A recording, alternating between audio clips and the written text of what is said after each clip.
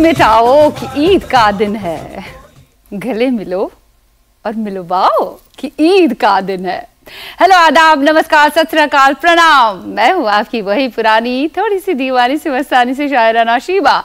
जश्न का माहौल है, ईद का माहौल है। ईद के मानी ही खुशी होते हैं, मतलब खुशी हमें फैलानी है हर सुबह। वैसे भी हमारा हमेशा यही मकसद रहता है कि चारों और खुशियाँ फैलनी चाहिए, और आज तो मौका भी है और दस्तूर भी है। आज के इस खास उपलक्ष्य पर, अवसर पर हमारे साथ जो मेहमान बनकर आ रहे हैं और खुशियों में शरीक हो रहे हैं आपके साथ, वो है हमारे हिंदुस्तानी सिनेमा के, हमारी इंडियन म्यूजिक इंडस्ट्री के नामचीन, बहुत ही सुप्रसिद्ध शख्सियत, प्लेबैक सिंगर, मशहूर मारूफ कव्वाल, नन अदर देन अल्ताफ राजा, जिन्होंने हर एक दिल में अपना घर कर रखा हुआ है, जो हर दिल अजीज है, इसीलिए ये अल्ताफ राजा है। अल्ताफ राजा जी, आपका बहुत बहुत स्वागत है। सबसे पहले आपको ईद की बहुत बहुत मुबारकबाद। शुक्रिया शिवा जी, आपको भी ईद की बहुत बहुत मुबारकबाद, और हमारे देखने और सुनने वाले दर्शकों को भी ईद मुबारक।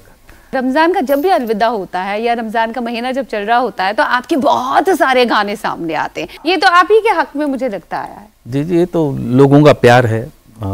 आज तक लोगों ने मुझे प्यार दिया है और दे रहे हैं, तो मैं भी कोशिश करता हूँ कि उनको कुछ ना कुछ नया सुनाता रहूँ, कुछ ना कुछ अपनी क्रिएशन करता रहूँ, और इसीलिए ईद के ऊपर ये अपना ईद मुबारक वाला गाना जी प्लीज हो जाए।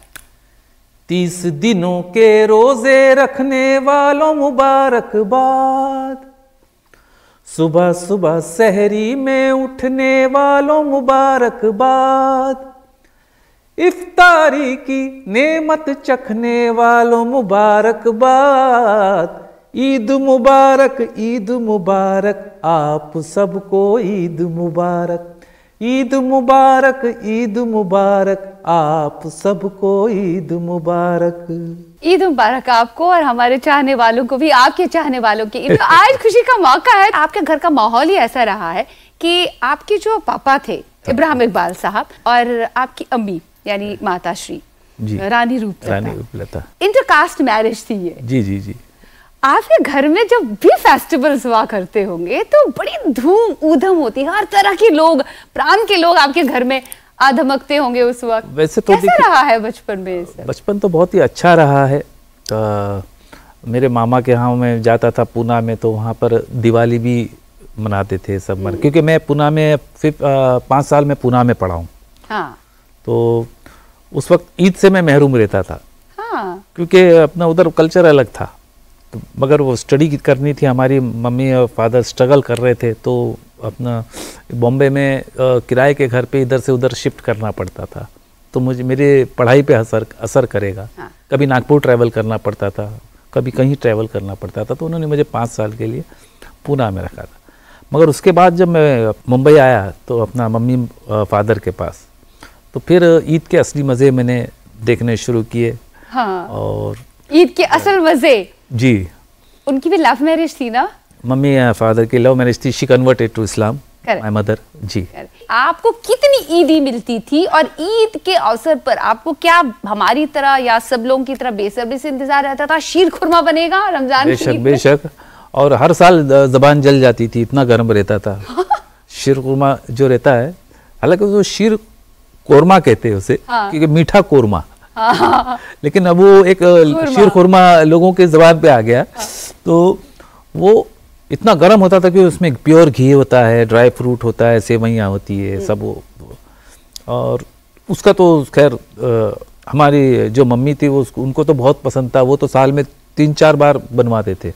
अच्छा। शीर खुरमा बहुत पसंद था उनको, और सेवइयाँ घर में बनती थी, सूखी सेवइयाँ, थोड़ी भुनी हुई क्रिस्पी, तो मुझे बहुत अच्छी लगती थी। और पुलाव, सुरती पुलाव, मटन पुलाव, अच्छे अच्छे पकवान बनते थे, और खुशी होती थी। 10 रुपया मम्मी की तरफ से ईदी मिलती थी, 10 रुपया डैडी की तरफ से ईदी मिलती थी। और मैं भाई, हम अभी सोचते तो हंसी आती है, हम दोनों बेवकूफ मैटिनी फिल्म के लिए निकल जाते। मतलब फिल्मी कीड़ा पहले से ही था। जी। ईद के दिन मैटिनी फिल्म देखने, और फिर आके, खैर वो तो मस्ती के दिन थे, मगर जब से होश संभाला तब से लेके आज तक मम्मी की ईदी मेरे पास संभाली हुई है। कितनी जमा हो गई होगी पूछे पता नहीं, मैंने कभी गिना भी नहीं, क्योंकि गिनने में बरकत चली जाती है। सही बोल रहे हैं आप। तुम तो ठहरे परदेसी, लग रहा था कि वो गाना जिसे आप भाग रहे हो, गाना इतना पॉपुलर हो जाएगा। और जब पॉपुलर हो गया, रातों रात 70 लाख कैसेट्स बिके, तो आपका रिएक्शन क्या था? हमने अच्छे अच्छे आसपास के जो देखे थे आर्टिस्टों के उतार चढ़ाव, राइज एंड फॉल देखे थे, तो मम्मी ने कहा था बेटा हमेशा डाउन टू अर्थ रहना। शोहरत क्या है कि अपना शोहरत के बशीर बद्र का शेर है, डॉक्टर बशीर बद्र साहब का, कि शोहरत की बुलंदी भी पल भर का तमाशा है, जिस शाख पे बैठे हो वो टूट भी सकती है। तुम तो ठहरे परदेसी हो जाए। इनफैक्ट हमें तो शुरुआत ही वैसे करनी चाहिए थी, क्योंकि ईद का माहौल था, तो मैंने सोचा ईद मुबारक से ही शुरू करें। तो अब तुम तो ठहरे परदेसी। तुम तो ठहरे परदेसी, साथ क्या निभाओगे। तुम तो ठहरे परदेसी, साथ क्या निभाओगे। तुम तो ठहरे परदेसी, साथ क्या निभाओगे। सुबह पहली, सुबह पहली, सुबह पहली गाड़ी से घर को लौट जाओगे। मजेदार बना है ना ये गाना जी। जो इस गाने ने मुकाम हासिल किया, आई डोंट थिंक सो कि उस दौर में किसी और गाने ने इतना बड़ा मकाम हासिल किया है और गिनीज रिकॉर्ड्स में, वर्ल्ड रिकॉर्ड में अपना नाम दर्ज किया है। दरअसल होता है ये क्या है कि हमारे फादर से भी मैंने सीखा है।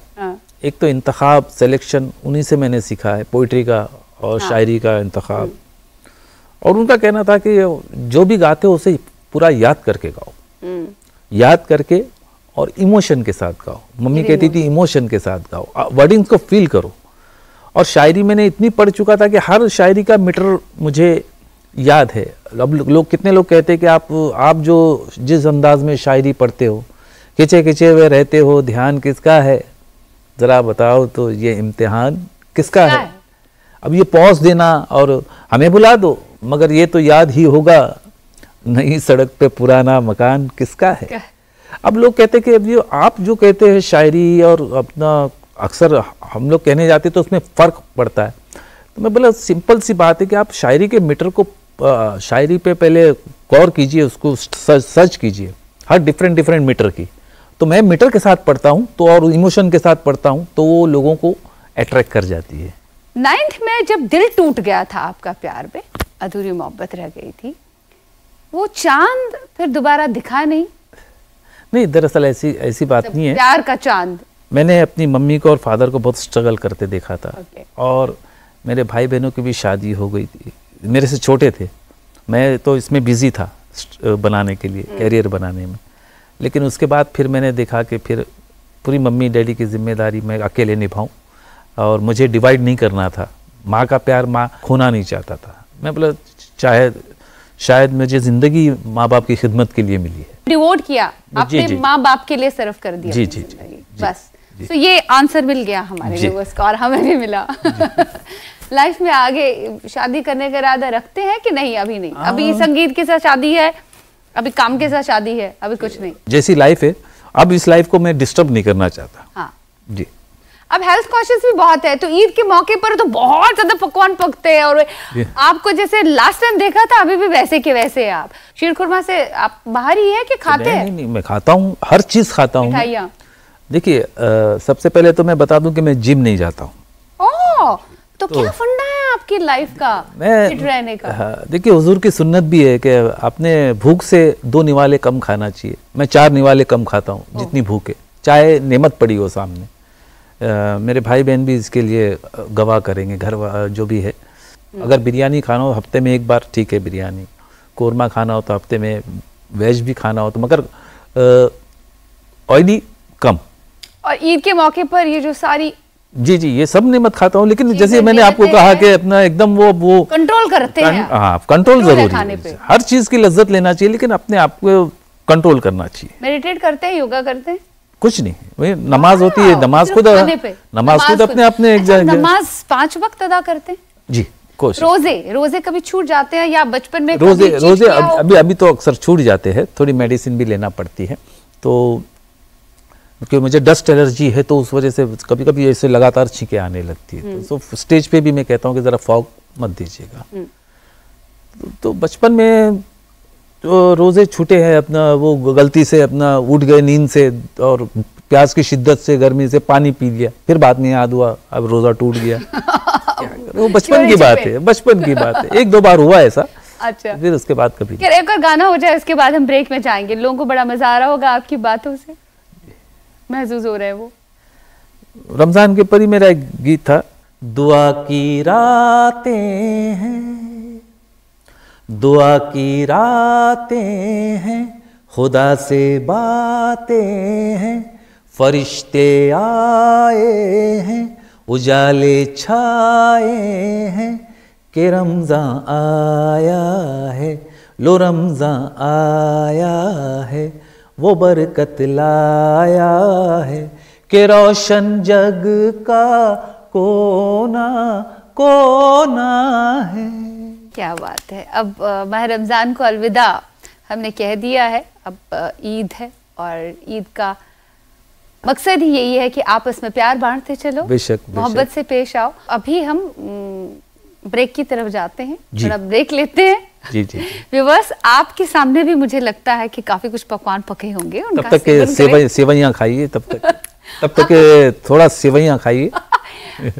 आपका फेवरेट सेवइयां है? बार बार आप सेवइयां बोल रहे हैं। नहीं, हर चीज मेरी फेवरेट है। रमजान जो भी रमजान रिलेटेड है, फिरनी है, मालपुआ है, तो ये सब चीज फेवरेट है।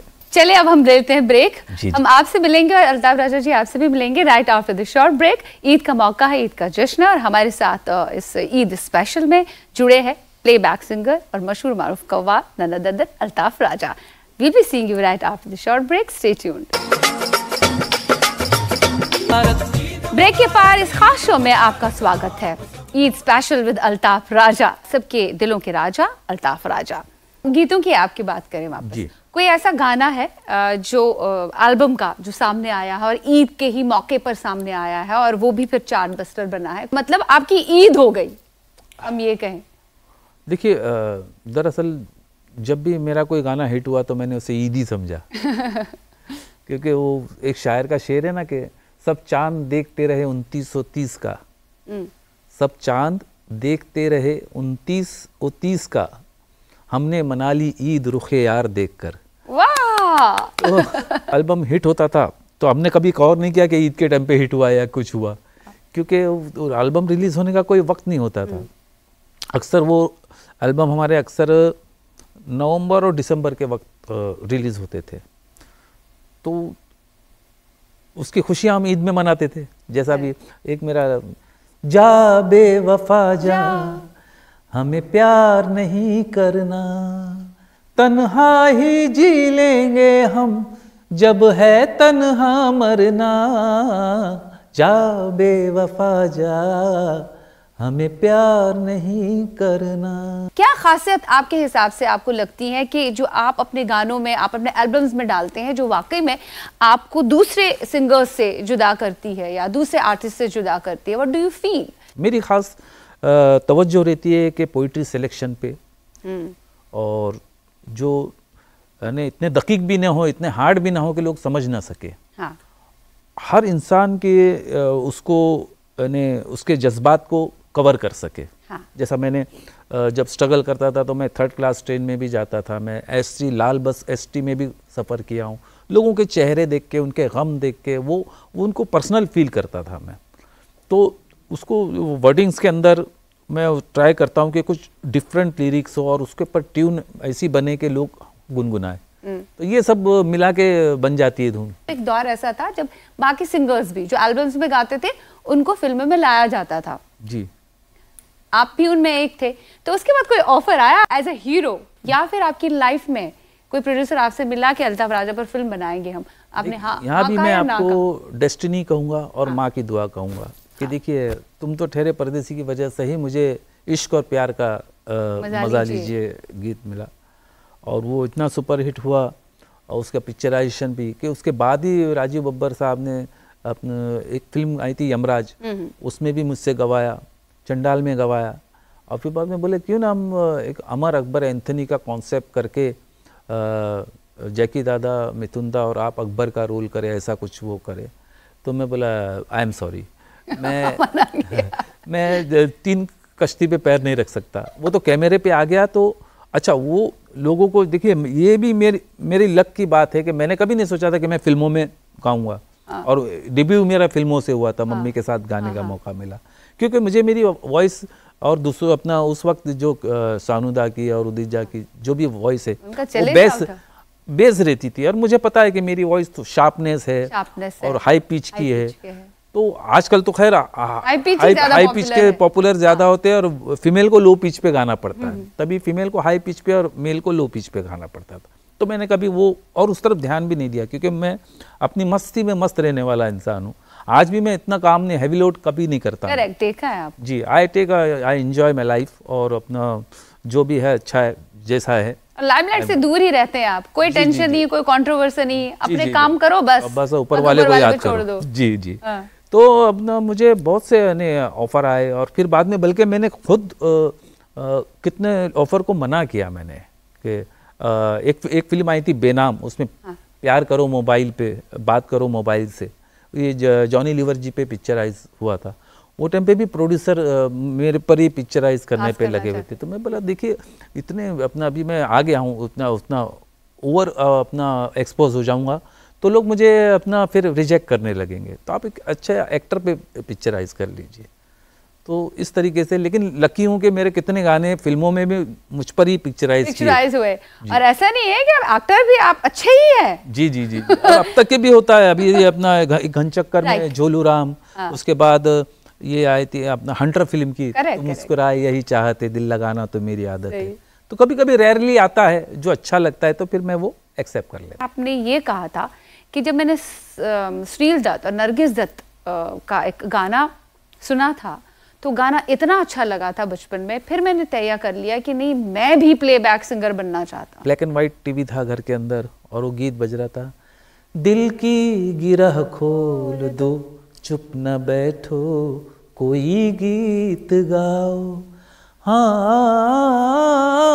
महफिल में अब कौन है अजनबी, तुम मेरे पास आओ, दिल की गिरह खोल दो, चुप न बैठो, कोई गीत गाओ। या आज भी मैं हफ्ते में एक बार कभी सुन ही लेता हूँ ये गीत। तो ये इस गीत का इम्पैक्ट ये मुझे पड़ा, एक तो गीत के बोली है कि दिल की गिरह खोल दो, चुप ना बैठो, कोई गीत गाओ।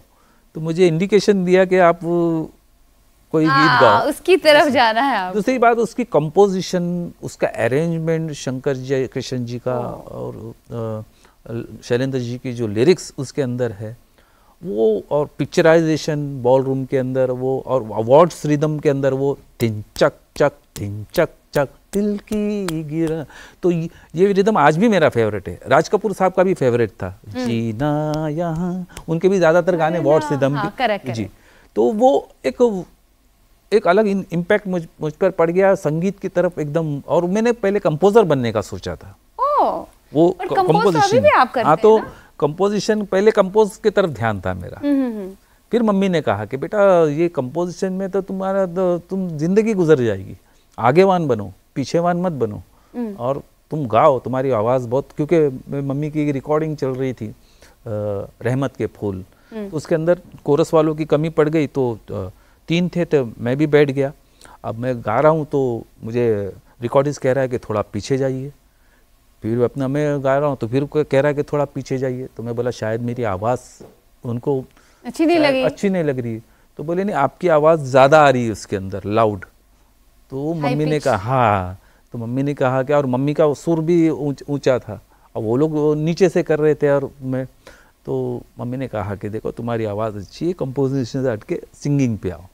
तो वो इस तरीके से फिर मैं इस बाद में सिंगिंग की तरफ। हम ये कह सकते हैं आप मम्मी के बेटे रहे हैं, फर्माबरदार बेटे रहे हैं, बड़े ओबीडिएंट रहे हैं, आपने माँ का हर कहा माना है, और माँ का हर कहा मानने का यही नतीजा है कि आज अल्ताफ राजा जी जहाँ पे खड़े हैं वहाँ पे दूसरा कोई नहीं है। हाँ, मैं ऐसा तो नहीं नहीं कह सकता। उनकी जगह हाँ बेशक, ये जो तो मुकाम उन्होंने अपने वे में हासिल किया है। बेशक बेशक, तो ये तो बस मम्मी की दुआ है और खुदा की देन है और लोगों का प्यार। फैन मेल्स के बारे में बताएं, फैन मेल्स कितने आते थे आपको, और उसमें कुछ लड़कियां भी आपको खत लिखा करती होंगी। उस दौर में तो खत खतूत का सिलसिला बड़ा चलता था, तकरीबन सभी आते थे। प्रेम पत्र आपको मिलते होंगे तब उस दौर में। हाँ बहुत से 90s में जब आज भी मिलते हैं, ऐसा कुछ भी नहीं है।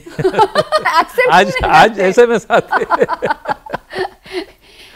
आप तो अभी शादी नहीं कर रहे, शादी करने का इरादा कब है? हम हैं नहीं, ऐसा बोलते हैं क्या? सच बताइए, ऐसा कोई अतरंगी सा मेल या कोई फैन मेल या कोई आपको एसएमएस मिला है या लेटर मिला है जो अभी भी आपने रखा है? नहीं, अभी तो फिलहाल तो मैं कुछ देखता हूँ, तो अब कितने तो मेरे, अब आप मेरे व्हाट्सएप मैसेज देखेंगे तो 9999 यानी उसके ऊपर कितने हो गए। खास तौर पे उनमें, खास तौर पे तो ज्यादातर I am your big fan, और मैं बचपन से आपके गाने सुनता आ रहा हूँ। नहीं, मैं फीमेल फैंस की बात, फीमेल के फैंस की बात, sir I love you sir, आइए अभी इतने लव यू तो जवाब किसको दूंगी? तो एक आंसर क्या रहता आपका? थैंक्स डियर, बस ओके। थैंक्स डियर के अंदर सभी आ जाता है कि भाई आपका बहुत बहुत शुक्रिया। काश तब आपके मम्मा पापा ने देखा होता, शायद शादी हो गई होती अब तक। जी। अच्छा, कभी माँ ने आपसे ये नहीं कहा कि भाई बेटा 9th में आपका दिल टूट गया, ठीक है, उसके बाद आपने फोकस गाने पे ही किया, ठीक है, शायरी पे किया, ठीक है, ओके, कंपोजिशन पे किया, ठीक है, लेकिन अब शादी कब करोगे बेटा? कभी तो बहू लेकर आओ। माँ तो हमेशा इसरार करते रही, तो मैं बोला माँ अपना जैसा तुम्हारा मिजाज है वैसा मिजाज कोई मिलने वाला नहीं, तो इसलिए मैं तुम मेरे पे जिद मत करो, इस पे से ध्यान हटा दो। तो फिर अपना माँ चुप हो जाती थी, फिर माँ चुप हो जाती थी, कुछ नहीं। चलिए इसी बात पर एक और गाना जो आपने गाया है लेकिन आपकी माँ का बड़ा ही फेवरेट रहा है, क्योंकि मम्मी को बहुत पसंद था, बहुत बड़ी म्यूजिशियन वो भी, और ईद का भी अपना वो है, इसकी शूटिंग के वक्त भी मम्मी थी, ऊटी में भी थी मेरे साथ, मेरी सिस्टर भी थी तभी। इश्क और प्यार का मजा लीजिए, इश्क और प्यार का मजा लीजिए, थोड़ा इंतजार का मजा लीजिए। अब यहाँ थोड़ा चेंज करके बोल रहा हूँ। ईद के त्योहार का मजा लीजिए, ईद के त्योहार का मजा लीजिए, थोड़ा इंतजार का मजा लीजिए, मजा लीजिए, मजा लीजिए। इंतजार तो खत्म हो गया है अभी तो ईद का जश्न चल रहा है। जी। और मैं उम्मीद करती हूँ सब लोग नफरत को एक तरफा करते हुए आपस में प्यार से एक दूसरे के साथ पेश आए, जी, गले मिले, कोई गिले शिकवे, ईद के दिन तो दुश्मन भी गले मिल जाते हैं, तो दिल को एकदम साफ रखें, और यही कहूँगा मेरी तरफ से एक शीर कोरमा और पीजिए, और ईद मुबारक, ईद मुबारक, आप सबको ईद मुबारक, ईद मुबारक, ईद मुबारक, आप सबको ईद मुबारक। आपको भी बहुत बहुत ईद मुबारक। आपको भी शिवा जी, बहुत ही अच्छा लगा। मैं उम्मीद करती हूँ कि भी आपकी जिंदगी में जितने भी गम है वो दूर, कोसों दूर आपसे रहें, और आप इसी तरह गुनगुनाते रहें, गाते रहें, और नए नए गीत देते रहें और हमें लुभाते रहें। जी। और क्या, मैं अब आपको लेके जाके आपको बहुत सारा शीर खुरमा खिलाऊंगी। चलिए आपका और मोटा कर दूंगी।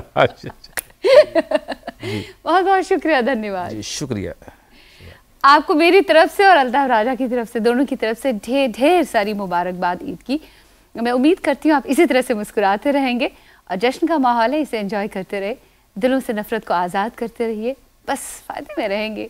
मुस्कुराते रहे, क्योंकि मुस्कुराते चेहरे अच्छे लगते हैं। बाय बाय, टेक केयर, खुदा हाफिज, सायोनारा।